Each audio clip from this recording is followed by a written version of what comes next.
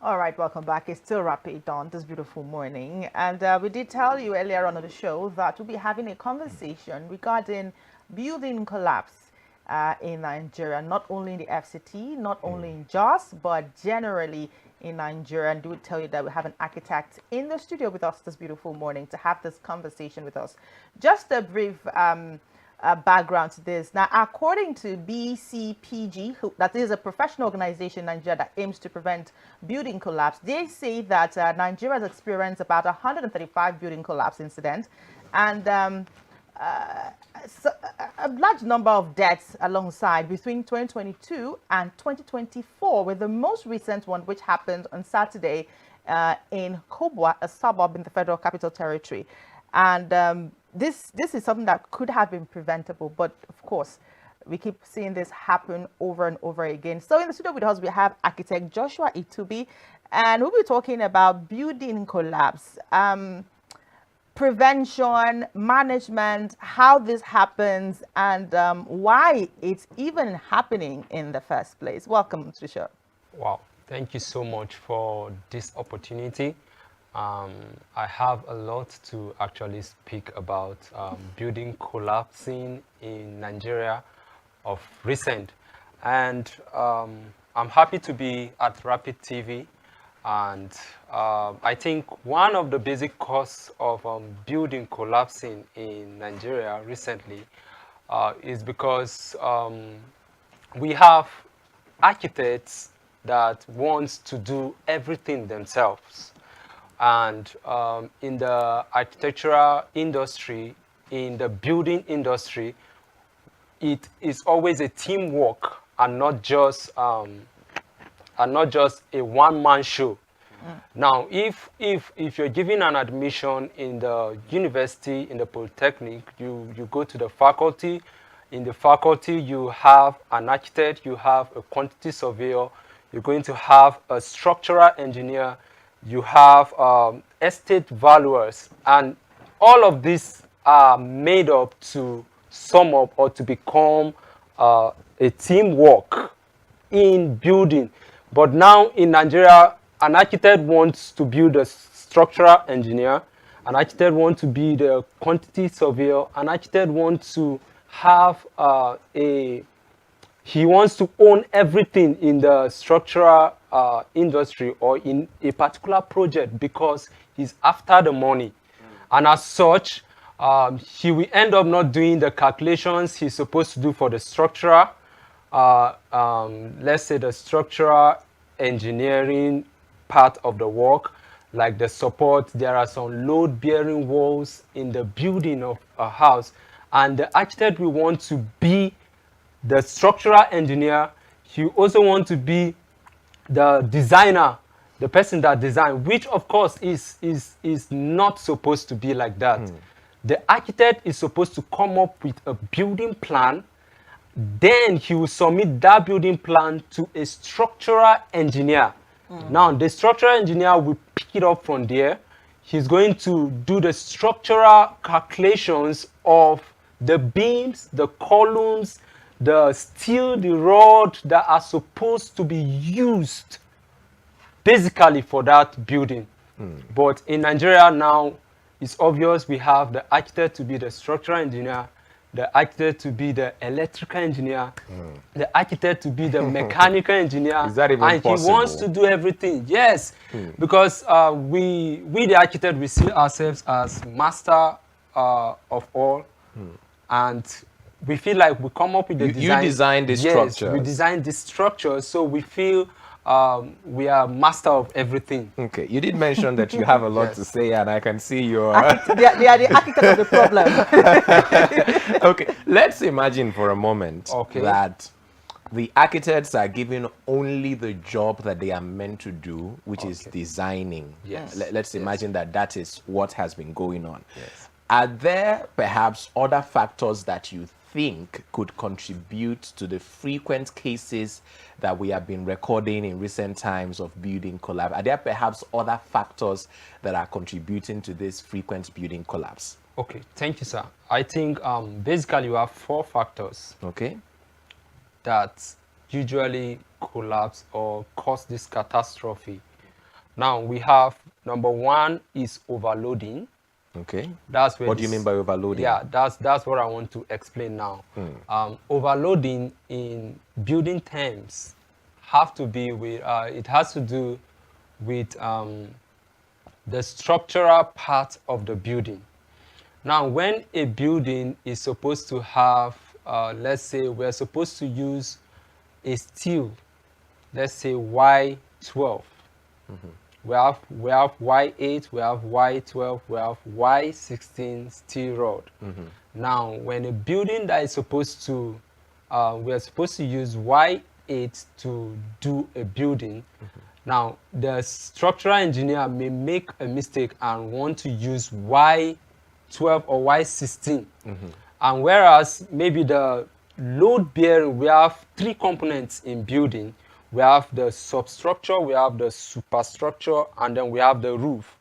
Now, when the substructure that is carrying the roof, when it's overloaded, now there's going to be a problem. That's one. Then secondly, we also have material deterioration.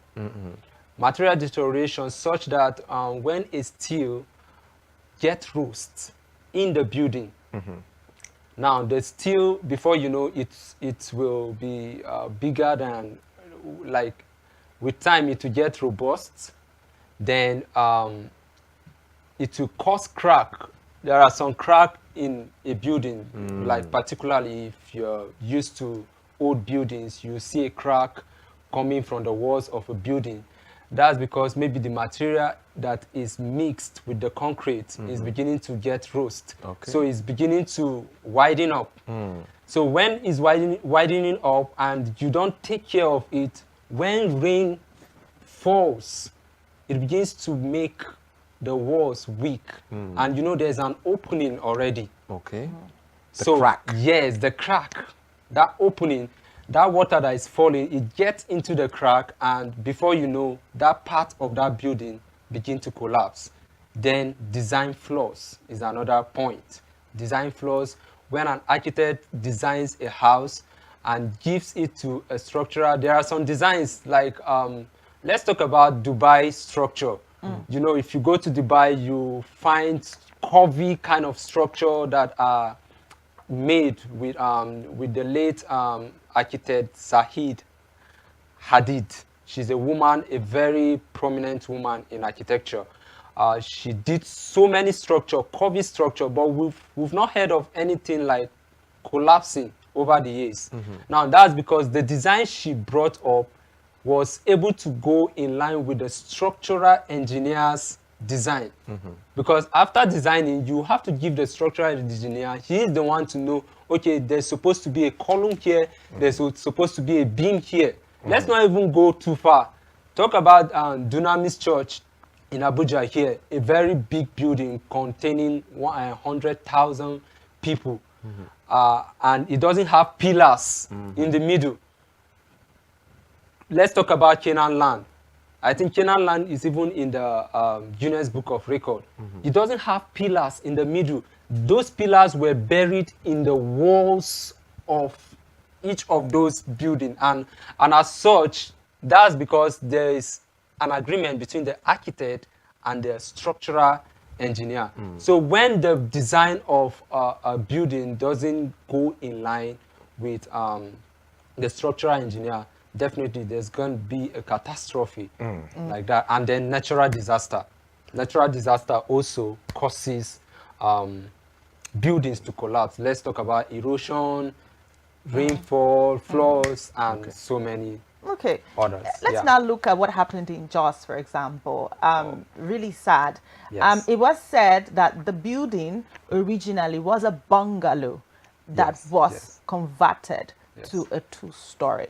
Now, from your line of work, is it possible that if a bungalow is done properly, covered into two step properly, it can actually stand the test of time?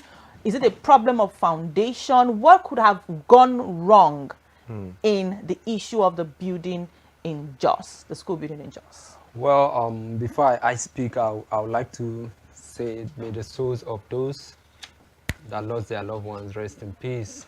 And what I want to say is, when we talk about converting a bungalow to a duplex, is actually totally different and is not professional for me.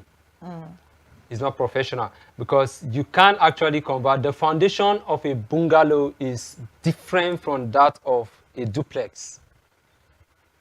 So if you're converting a bungalow to a duplex, there's going to be a problem because the architect that built that building, he was building it because he knew that this building is just a bungalow, so we don't expect it to have a deep foundation trench. Okay. Yes.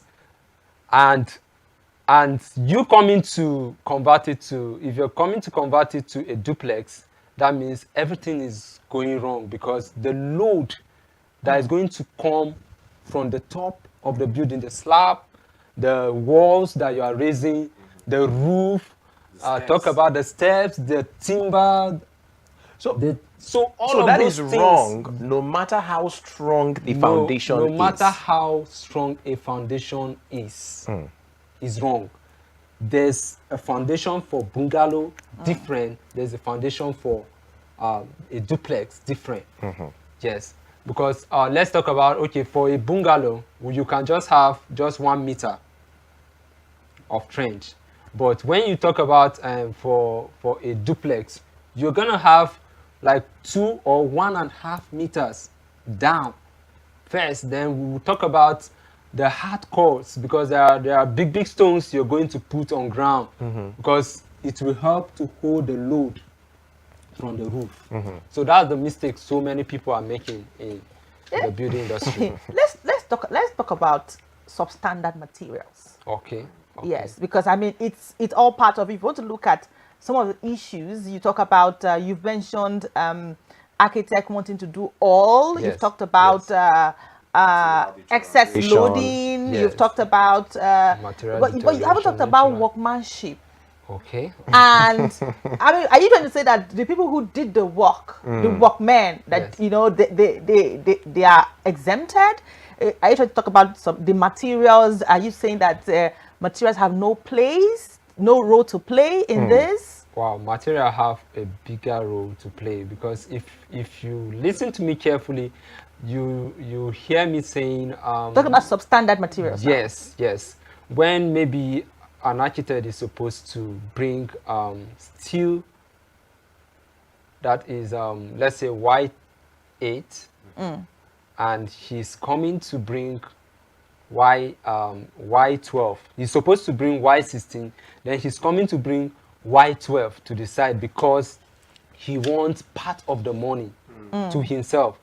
Maybe they negotiated with the client for a certain amount of money, and he's not, like, the money is not okay for him.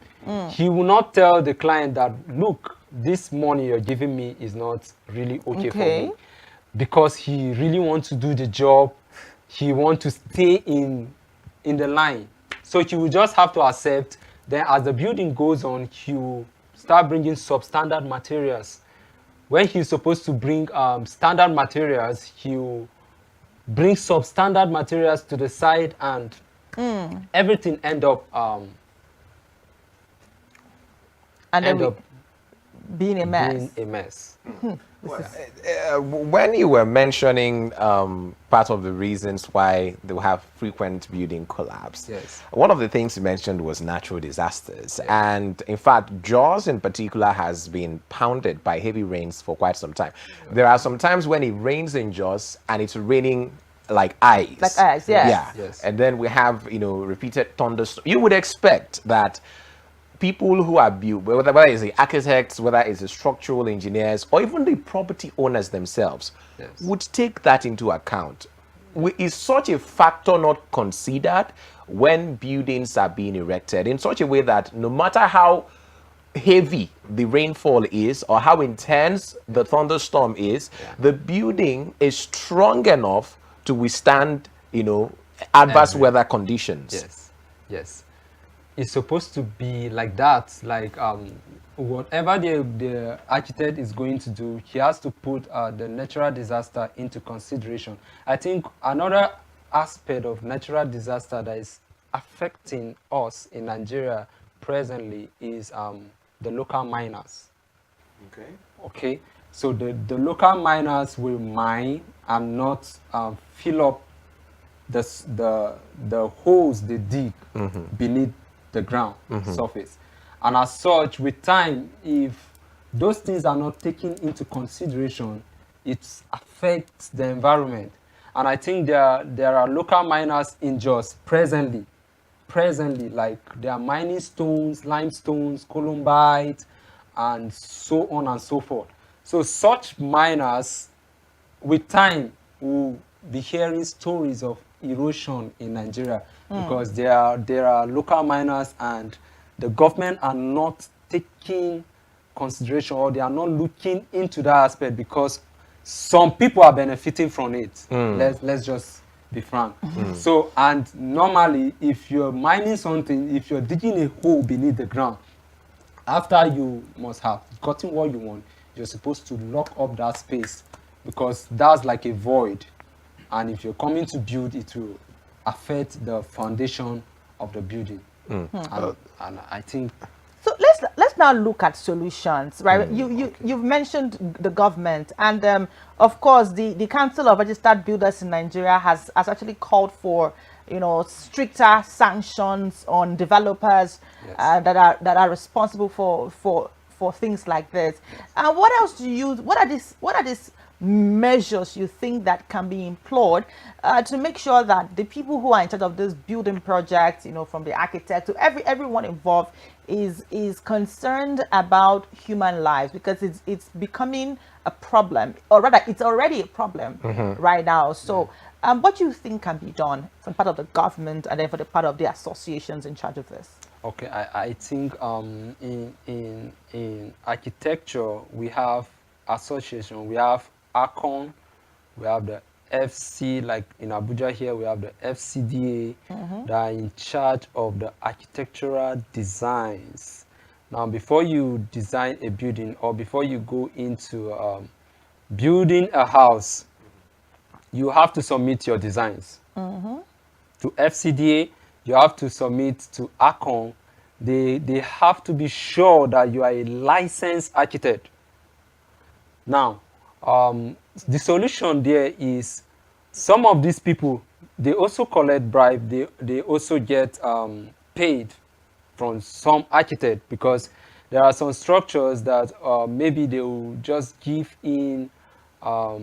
Maybe they just want to just make that place a commercial area, but because they are paid, they will just convert it to a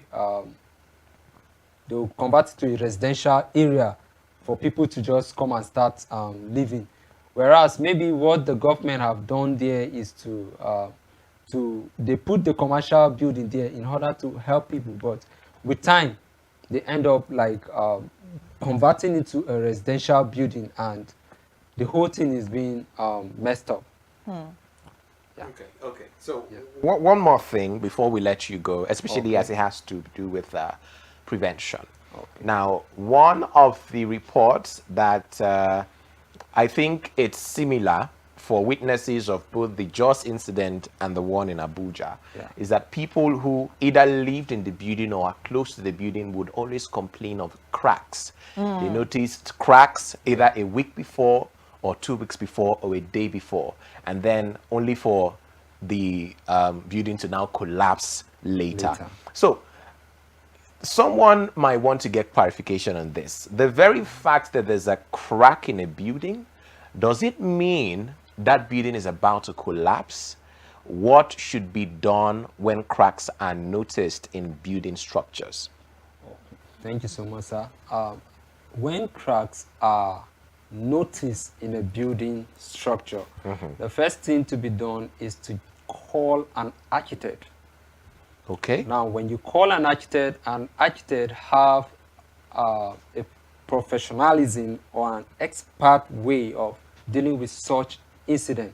Or maybe let me just talk about how to deal with crack in a building. Now, when there's a crack in a building, the first thing you should do as an architect is to look for Y12 or Y16 steel rod. Then you call your mason, that's the builder. They'll break the walls of that crack, like that place that there's a crack, from the top to the bottom. So they'll break it like down to the top. After breaking it, they'll use steel. That steel, they'll put it in between the crack. Like they'll cross it. If the crack is coming from up, you put it vertically, like vertically. Then that's how you do it. Then the mason will have to fill up that space with stones. Okay.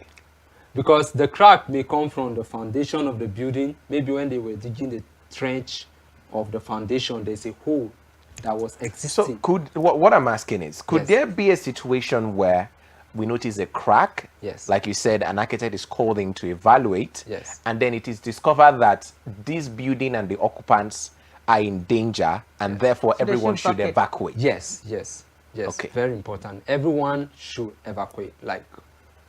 Like they have to evacuate for a renovation. Okay. Now, and one thing is, most landlords, sorry to say, most landlords don't like renovating. And Oh, because the truth of it is, renovation is actually expensive than building. Isn't that why they increase the house rent? But they are not doing anything about it. I mean, these are the issues, you know. So most times you see a landlord say, "Oh, okay, it's due for increase. Your rent is Yes, due for yes, increase," and then you're expecting something great to come out of it. But then it's still the same house. It's still the same color. It's still the same everything. The same materials. but the same. your house rent has increased. So the landlords too need to come into. So they do have a part of the blame. Yes, they do have a part of the blame, because you as a landlord, you are actually supposed to evaluate your house. You're supposed to check the roof. Okay, is there a crack on the roof of the house? Because with time, you know, some of this roof, we use wood to actually do, and wood sometimes will start bending. You get, and once it's bending, it starts sinking. Yeah. Okay. So I would say that, Architect Joshua, thank you so much for coming. Thank you so much, Ma. Even though it was, we didn't have enough time to, and I know you have a lot of things that you want to say, but due to time, we have to end the conversation at this time. Thank you so much for taking out time from your very busy schedule to be here this morning to talk about the issue of building collapse. We do hope that the relevant authority will get to pay attention to what is happening. Having this many number of collapse is not a very good thing. And then now, I mean, our schools, it just means that, I mean, if you're a school owner, you just have to check your building, assess it, and be sure that it is in the right state. If there's a crack, whatever it is, make sure that there's something that can be done about it. And with that, we will say that I think we've had a great conversation this beautiful morning. And the show, by extension, has come to an end this beautiful morning. Thank you so much, Mr. Joshua. Thank you so much. I wish we had more time, but we would have taken this thing by the EFCC boss, but we could leave that for tomorrow. We'll add it up to our lineup and we'll let you know what the EFCC boss is about corruption in the church. Don't forget that you can follow us on our social media platforms on Facebook, on Instagram. You can subscribe to our YouTube channel, and you can visit our website on www.rbnradiotv.com.